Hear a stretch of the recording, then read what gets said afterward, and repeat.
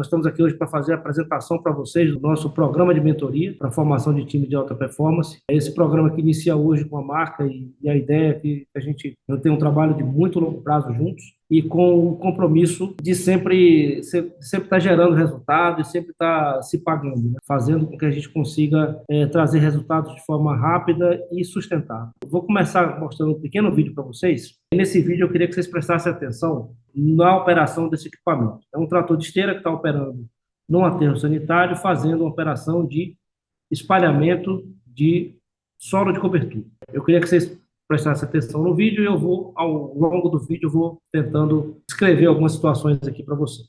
Esse trator está fazendo cobertura, vocês veem que o trator ele chega lá no ponto final dele, né, já sem resíduo na lâmina, e ele tem uma certa dificuldade de voltar, você vê que ele oscilou de um lado para o outro, dá a impressão até de que o operador não tem habilidade. Aí, na sequência, ele terminou de espalhar o resíduo, o lixo, o solo, né, naquele ponto. O que é que ele vai fazer? Você vê que tem várias pilhas sobrepostas, quer dizer, não tem uma linha de pilhas, as pilhas são uma na frente da outra, você acaba formando um alongamento dessa pilha muito maior do que a capacidade da lâmina. Ele tinha dado a primeira viagem lá do outro lado e agora ele vem espalhar o lixo aqui, o resíduo, o solo aqui.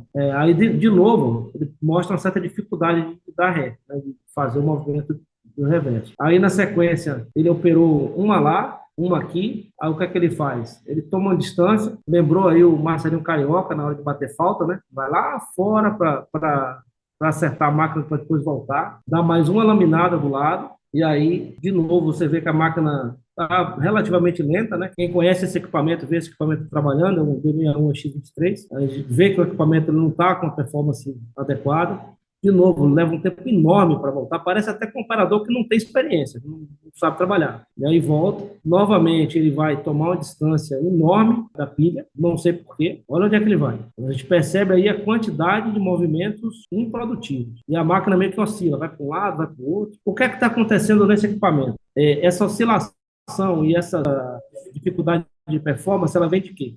Depois ele vai falar sobre isso. Aí tem uma outra pilha que ele, ao invés de atacar ela em duas vezes, pegando um pouco do lado depois do outro, ele ataca ela pelo meio. Quando ele atacou a pilha pelo meio, ele formou duas rebarbas. E aí é muito pouco material. Ele vai ter que fazer aquela pilha em 3 ciclos de frente ré. Se ele tivesse pego um pouco do lado, ele teria feito ela em 2 ciclos de frente ré. Essa diferença significa 1/3 a mais de hora de máquina gasta. O que está acontecendo aí? É uma combinação de duas situações. Situação 1, esse equipamento está com um problema hidráulico. Esses tratores, hoje, eles têm toda a função dele hidrostática. O que é que significa isso? São comandos hidráulicos. Todas as vezes que o operador dá um comando no joystick, no botão, ele aciona uma eletroválvula e essa eletroválvula ela vai liberar ou restringir o fluxo de óleo hidráulico dentro de um comando que vai fazer com que os componentes hidráulicos do equipamento funcionem. Então, as funções de deslocamento, lâmina, giro do equipamento, né, a própria direção dele, tudo isso é hidráulico. Quando o equipamento tem um nível alto de contaminação do óleo hidráulico, esses carretéis, essas eletroválvulas, começam a emperrar e eles dão esse tipo de situação. Ou restrição do fluxo de óleo, ou liberação de fuga, né? Porque a contaminação começa a riscar as placas, são folgas milimétricas que existem nesses componentes, né? Hoje, os componentes hidráulicos desses equipamentos, eles têm folgas menores do que 10 a 15 micras. Se você passar a mão na mesa e sentir um pó, você vai olhar na sua mão, você não vai enxergar esse pó. Esse pó ele tem abaixo de 40 micras. Nada abaixo de 40 micras pode ser visto a olho nu. Então, a gente está sujeito a contaminações que a gente não consegue enxergar.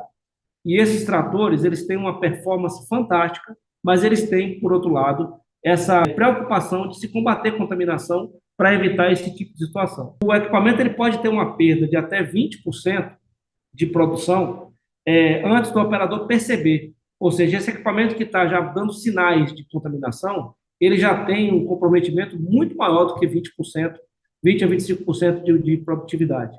Quando você me diz que um equipamento pode ter perda de produtividade de até 25%, sem ser perceptível pelo operador numa operação, nós estamos falando de um ladrão de produtividade que está ocupando uma semana por mês de trabalho. Isso entra na máquina própria, na máquina alugada. Então, é uma dimensão que a gente precisa começar a se preocupar. Então, o primeiro pilar dessa nossa conversa é justamente performance das nossas máquinas, é manutenção, combate à contaminação, todo um pacote que é conhecido hoje como manutenção proativa, para evitar que a gente tenha perdas na operação dos equipamentos. Então, essa é uma das linhas que a gente percebe que acabam trazendo os famosos ladrões de produtividade, ou, como a gente conhece na gestão, as lacunas, né, os gaps de performance.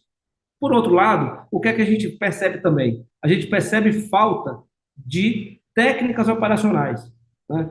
Simples técnicas de deixar de fazer uma sequência de pilhas alinhadas para que o equipamento não tenha movimentos irregulares de ataque e espalhamento dessa pilha. Técnicas de como atacar a pilha de uma maneira correta, como fazer o espalhamento do resíduo com controle de distância, organização da praça para que o módulo seja organizado e seja controlado. Tudo isso vai fazer com que eu tenha ganhos de performance no equipamento e tenha ganhos também de qualidade, de acabamento da minha frente operacional. Então, esse vídeo ele resume a situação que a gente vive no dia a dia em grande parte dos aterros. Não é uma situação comum e também não é uma situação para a gente ficar, mas, poxa, é assim e tal, é com pesar. É a realidade. Que bom que a gente descobriu isso, que bom que a gente vai enfrentar. Eu costumo dizer que gerir é abrir e fechar gaps. Você enxerga, depois que você enxerga a lacuna, você sabe que ela existe, você ataca para fechar essa lacuna e aí vai buscar outras fontes de melhoria dentro da operação e vai fazer esse trabalho de abrir e fechar gaps. Então, nosso trabalho ele vai se basear nisso, nesse treinamento e nessa capacitação para que nossas equipes consigam aprimorar sua operação e ganhar produtividade, né, avançar com esse quesito. Hoje, o que a gente consegue ver na maioria das operações é que a gente tem uma dificuldade muito grande com relação a entender o real problema, né? Então, essa é a primeira coisa, enxergar as lacunas de forma muito clara e atacar. Ou seja, a gente visita aterros por aí e grande parte dos aterros tem indicador de hora extra, por exemplo, mas poucos têm indicador de produtividade. Como é que eu vou combater a hora extra? Como é que eu vou combater o gasto excessivo de hora de máquina? É melhorando minha performance. Então, o indicador que a gente tem que controlar não é a febre, é a produtividade, é o problema lá na raiz. Uma outra coisa que a gente percebe nas operações, em geral, é a falta de controle de processo.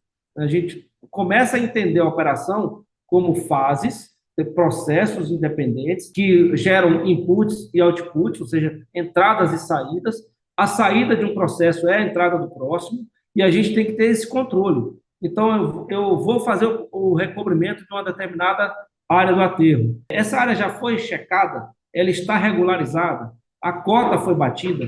A gente costuma dizer que cobertura é capa. Se eu tenho uma frente de 100 metros de comprimento, né, para cobrir, e eu quero dar uma inclinação de 2%, se eu deixar para fazer essa inclinação no solo, eu vou ter, em algum momento, 2 metros de cobertura. E 2 metros de cobertura, além de perder uma coisa que é fundamental para o aterro, que é o airspace, eu estou tendo um gasto adicional, porque aquele metro de cobertura ele tem um custo. É corte, carga, transporte, espalhamento e compactação de material de primeira categoria. Não sai por menos de 9, 10 reais o metro cúbico. Então, eu vou estar gastando para perder espaço. A partir do momento que eu começo a implantar o meu controle de cotas no lixo e faço uma cobertura constante de 50, de 40, seja de quanto for definido, eu estou economizando movimentação de terra e estou ganhando airspace. Então, isso depende de quê? Controle de processo, avaliação, finalização, acabamento e controle de cota de cobertura. Essa camada de cobertura, também existe uma falha de controle, exatamente de saber quanto a gente tem que fazer. Então, o que é que o projeto preconiza, o que é que o projeto diz, como é que ela tem que ser feita, como a gente tem que gerenciar a água, isso acaba sendo um desafio. Então, essas preocupações a gente tem que trazer para o processo também. E aí eu falei de uma coisa importante, que é o airspace. Nós somos grandes depósitos. Essa é a função do aterro. A função do aterro é guardar lixo. A performance da ocupação do espaço ela tem que ser também gerenciada. Então, a gente tem que entender que esse trabalho, ele envolve toda a equipe, envolve toda a operação, e a gente está ali lidando com um recurso que nós temos, que é o espaço, que é finito, e ele coincide com o tempo de vida útil do empreendimento, então a gente tem que ter um cuidado muito grande com ele, tem que acompanhar isso com lupa. E aí vem várias respostas que a gente se coloca no dia a dia, né? Como, por exemplo, é melhor operar uphill ou downhill? A gente vai falar muito sobre isso, inclusive uma das aulas é justamente sobre as técnicas operacionais, vantagens, prós e contras de cada uma.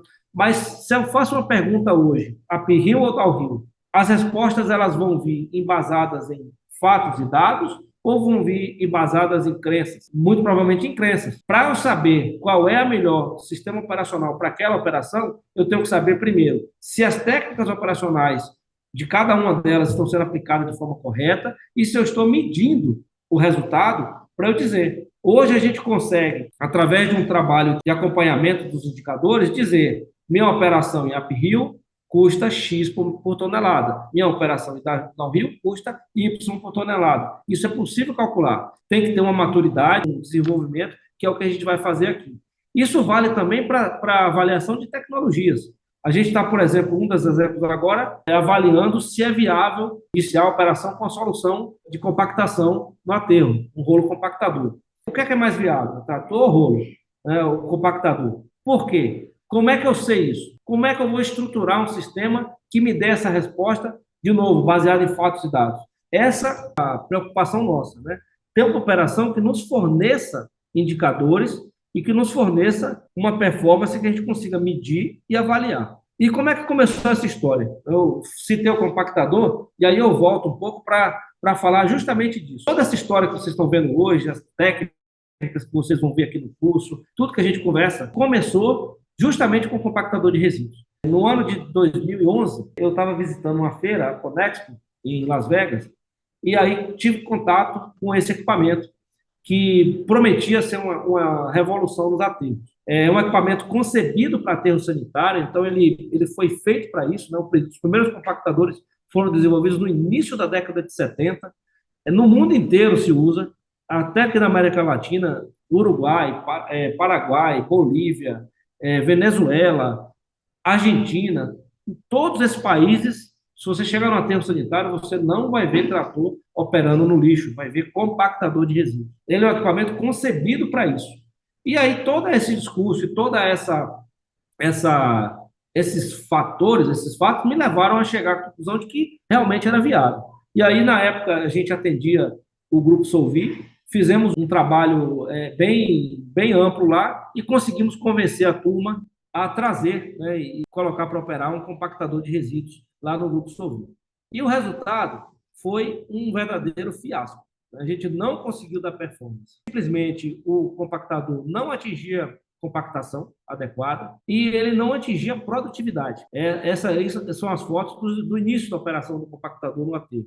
Frentes muito grandes, não controlava a distância, o equipamento trabalhava meio que junto com os tratores, era como se fosse um tratorzão trabalhando junto com os outros, né? A gente tinha, na época, uma limitação de horas para usar. Como o rolo a hora dele era muito mais cara do que a hora do trator, existia um limite, né? E com esse limite, a gente não conseguia atingir todo o resíduo do aterro, então a gente acabava perdendo compactação. Teve um aumento de compactação, mas não o que a gente esperava, e não teve ganho também de produtividade. Além de que o equipamento começou a sofrer. Essa parte inferior dele, que na época, uma das coisas que eles falavam justamente essa preparação começou a ser desgastada, o equipamento fez furo no chassi, na estrutura da máquina, enfim, é um fiasco completo. E aí o que é que faz? Né? O equipamento está lá, vamos tentar entender, vamos trabalhar até dar certo. Né? E aí fomos para a Alemanha, sentamos na fábrica, fomos discutir com os alemães sobre operação, visitamos várias plantas, visitamos vários aterros que rodavam com rolo compactador, entendemos o processo, fizemos praticamente uma análise como operar, da questão de operar em linha reta, operar com sentido de trabalho para garantir que todo o material seja compactado. Começamos a discutir produtividade teórica na época, né? Então, qual é a produtividade teórica do equipamento? Eu preciso calcular isso. O equipamento ele é um hardware. Se eu tenho ali uma lâmina de 15 metros cúbicos, uma velocidade de transporte de 15, na época, 7 quilômetros por hora, e eu tenho um controle de distância de frente e ré, de 15 metros, 20 metros, 30 metros, o equipamento vai transportar tantas toneladas por hora. Isso é lógico, né? A densidade do resíduo tem que ser considerada e tal. Fizemos análise disso e chegamos à conclusão de que o equipamento tinha uma produtividade, considerando aí entre 2 a 3 passadas, né, que é o que a gente precisava dar, ele conseguia atingir uma produtividade em torno de 300 toneladas por hora. Esse gráfico teórico é com resíduo europeu, é um resíduo até mais seco, com menor densidade. Com o nosso resíduo, que é um resíduo mais denso, a gente conseguia, na teórica, produtividades até maiores do que essa. Então, o que estava acontecendo? Por que eu não estava atingindo essa produtividade? E aí a gente foi entender. A operação precisa ser organizada, a compactação tem que acontecer em camadas. Isso é conceito de compactação, serve para solo, serve para lixo, serve para qualquer coisa. Ela tem que acontecer em camadas. Os ciclos de transporte eles têm que ser encurtados. Grandes frentes de lixo você não consegue atingir produtividade elevada. Então, a gente começou todo um trabalho de entender que a operação precisava mudar. A gente precisava trabalhar com ciclos mais curtos, trabalhar quanto menor o ciclo, maior a produtividade. Ainda uma operação extremamente produtiva, com grandes ciclos de transporte, mas pelo menos o compactador ele já está lá na área, né? O time traz a bola até a área, o compactador converte, ele faz paramento e compactação. Já começou a trabalhar muito menos enterrado, você vê que a pata não está mais tão afundada no lixo, e aí as coisas foram melhorando. Aí tem um destaque para uma coisa que é fundamental, que é a questão da organização da praça. Então, criamos ali um pouco o conceito do módulo, como é que tem que ser formado o módulo, o preenchimento acontece apenas na rampa, não é para ter lixo sendo preenchido fora da rampa, para ter controle de distância. E aí o principal ponto, quem faz isso? Tem que estar na sala, tem que aprender. Então, fizemos todo um trabalho de treinamento com a equipe, envolvimento de todos os atores do processo, cliente, a gente que operava os equipamentos, que cuidava de toda a operação do aterro, enfim, todo um trabalho conjunto. E aí, no final das contas, um trabalho de densidade também, de avaliação de densidade, como a gente estava avaliando os indicadores. No final das contas, o que aconteceu? A gente começou a operar da forma correta, e aí, alguns meses depois, né, provavelmente ali, o bolo começou a operar em março, em agosto, nós batemos a nossa meta. Conseguimos colocar 88 mil toneladas em 70 mil metros cúbicos de espaço, uma densidade de 1,25. E a partir dali, de outubro de 2012, a partir daí até março de 2013, e esse período, por que esse período de 6 meses, né, que a gente avaliou? Porque tinha um efeito também que era o seguinte, toda vez que eu estava na camada mais alta, eu tinha um efeito do recalque.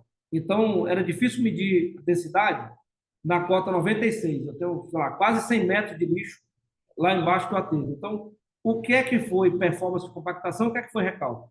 Então, para fazer esse teste, para fazer essa validação, nós começamos essa operação na fase 0, na primeira camada. Na primeira camada, embaixo é solo, então eu não vou ter esse efeito do recalque e consigo medir isso de forma bem, bem precisa. Fechamos uma média de 1,27, com a produtividade de 75, mas o importante é o rolo bateu a média de 300 toneladas por hora. O aterro recebia 3 mil toneladas dia, as 3 mil toneladas dia passavam pelo rolo. Por quê? Porque ele estava com controle de distância, a produtividade dele era elevada. Isso significou 5 meses a mais de trabalho no mesmo espaço. O ganho que isso traz para o aterro é algo fora do normal. A gente tem não só o ganho de vida útil do aterro, mas a gente tem a potencialização de tudo que é investido no aterro. Aquela camada de cobertura que eu faço, agora eu faço para 40% a mais de lixo. Aquela torre de drenagem que custa uma nota, uma fortuna, eu faço ela para 40% a mais de lixo. Então, a gente consegue diluir esse CAPEX num volume maior. Isso traz um impacto de custo muito grande e um impacto também no custo operacional muito interessante. Então, isso acabou virando um case, a gente acabou divulgando isso em vários eventos, né? Tivemos várias matérias sobre o assunto, palestramos aí em alguns eventos importantes do país, contando essa história e mostrando esse case. Fizemos também, depois disso, a gente acabou alinhando um trabalho em parceria com a Tana, que é um fabricante finlandês, que tem, inclusive, parceria com a marca também, e é um fabricante que traz uma tecnologia embarcada, a gente julga melhor até do que o Bomag, e com mais confiabilidade nos equipamentos.